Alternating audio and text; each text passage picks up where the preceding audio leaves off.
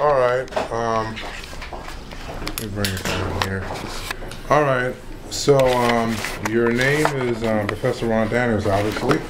I just want to ask you about just 10 questions. Our first. Just 10? That's it. That's a lot of questions. Just 10 questions. Go ahead. All right.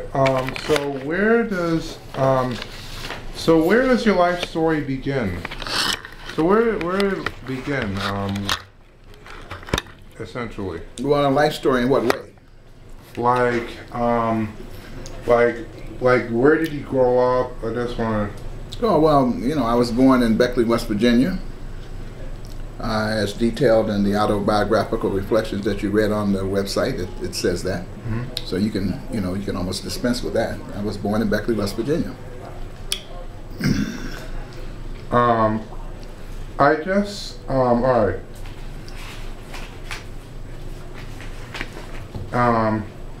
You have been known to have some very passionate views on the issues. What in your life influenced the views that you have today? What in your life, what event influenced you? Well,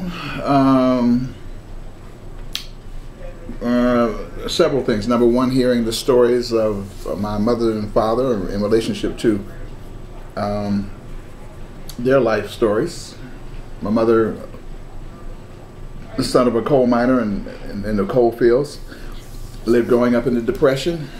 My father coming out of Georgia, working as a coal miner, but a very limited education, and someone who told stories about the difficulty of growing up black in America in this era, the Great Depression and earlier. Mm-hmm. So those were important influences.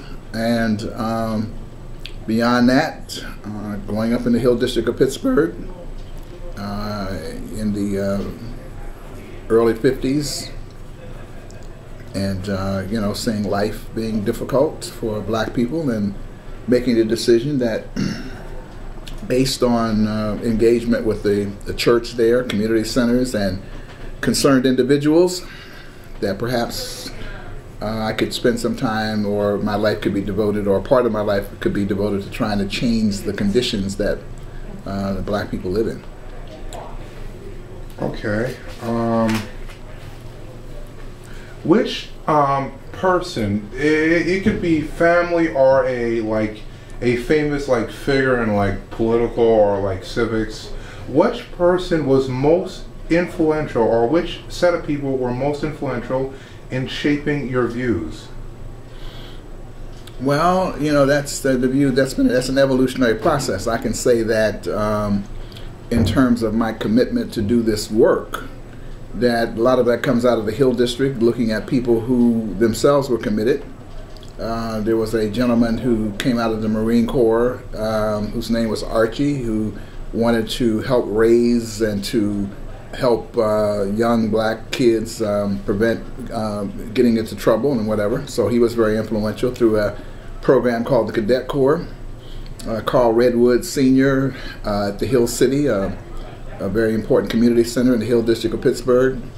I have a cousin, William Huff, who was very much involved in the NAACP, who saw certain leadership qualities as I was organizing a major institution and organization in Youngstown. And he influenced me to become involved with the NAACP. So there were many people who were influential in that way. Ideologically, many of us were influenced by the writings of El-Haj Malik El-Shabazz, Malcolm X. And so he was an influence. And of course, like many in my era, Martin Luther King, though for many of us, coming out of I came out of the Black Power, Black Consciousness school, so Malcolm X was early on much more influential. Later on, a much greater appreciation for the work of, Dr. Martin Luther King. Okay. I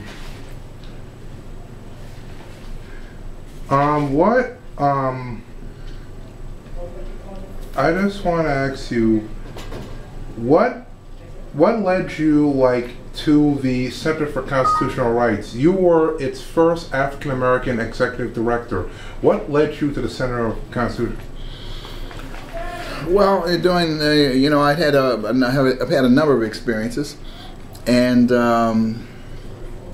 actually there were people who wanted to recruit me to be executive director of the Center for Constitutional Rights based on my long history of work in the civil rights movement.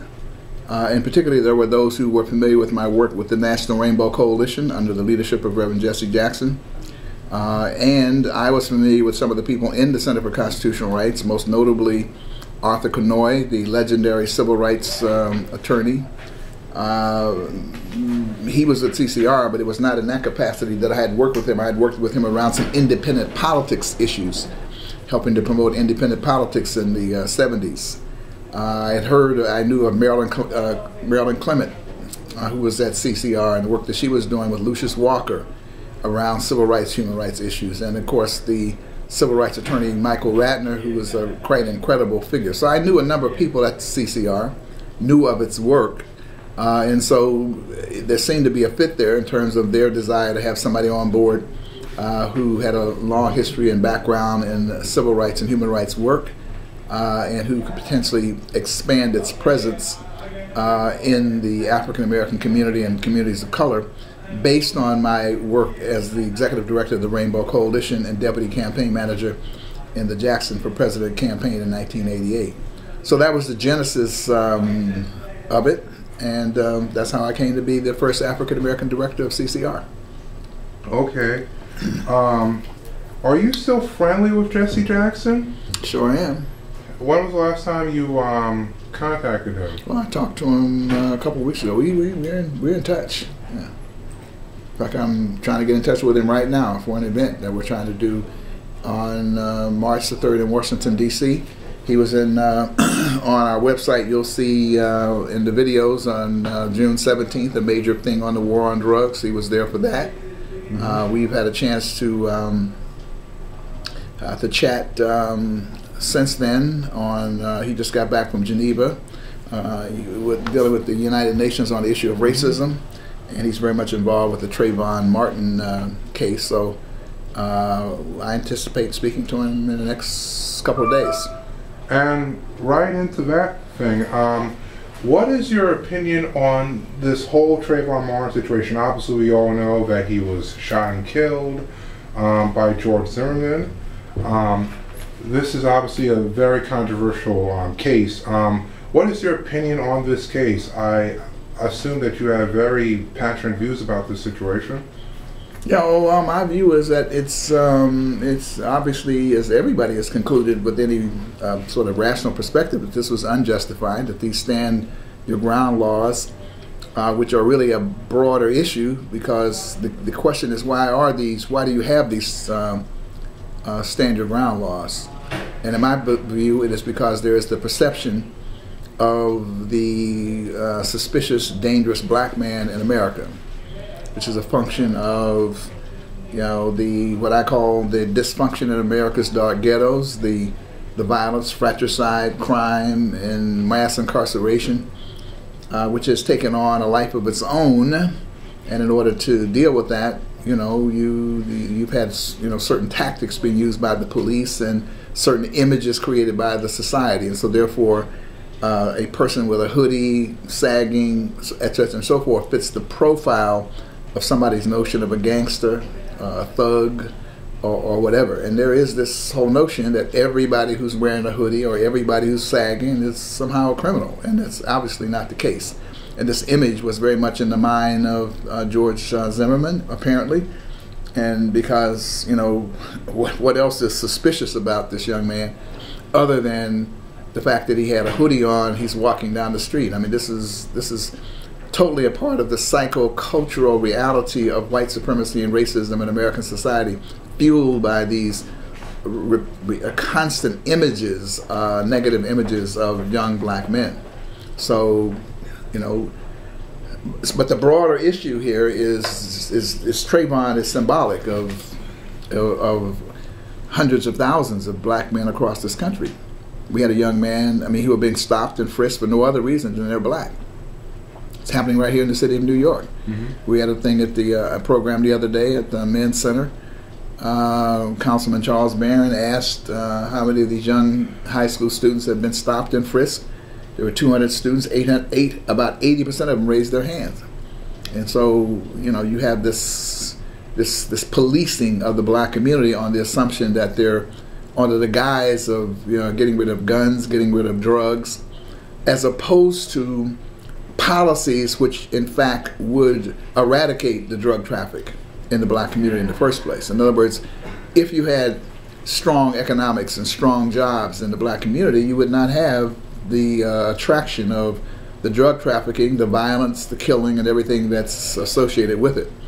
So in the city of New York, according to the Community Service Society, a few years ago they conducted a study, and for young black men under the ages of 30 in the city of New York, 50% are unemployed.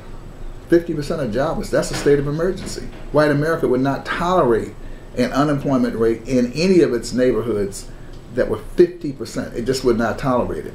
And so what do you think people do? I mean, people fight to survive. They get involved in the illicit economy. There are no jobs. And so there's a reality about the crime. There's a reality about what's going on in the community. The question is, what do you do about it? Do you police it? Do you target it? And by the way, on this question of drugs, the white community does drugs as much as the black community. So if you looked in the white community for drugs, you would find drugs. But they have not been looking they've been looking in the black community. And in fact, in one of my classes the other day, I had a student. She said that. She said, I live in a, you know, kind of mixed neighborhood. See, I watch it. I watch the white young men, you know, trafficking drugs. They have guns. They have everything. The cops do not touch them. High school lets out. All of a sudden, the cops are there monitoring, stopping, and frisking young black men as they come out of school. I mean, so there's a racially based policy here, biased policy here, that is fueling some of this. And so Trayvon in some ways is symbolic of what is happening to the young black men all across this country. And there's been no reaction in terms of public policy on these issues for, you know, almost 20, 30 years, because, you know, the civil rights movement emerged, people got tired of it, there was a backlash against it, and as a result, you know, no president, including the current president, has really audaciously come to say that, look, there is still a major issue of finishing the unfinished civil rights, human rights agenda as it particularly relates to black people in this country. Let me ask you two questions, two quick questions. One on the issue of racial relations since the 1960s, since obviously the height of the civil rights movement. Do you think there has been any... Hey, come here. How you doing? I'm good. Great.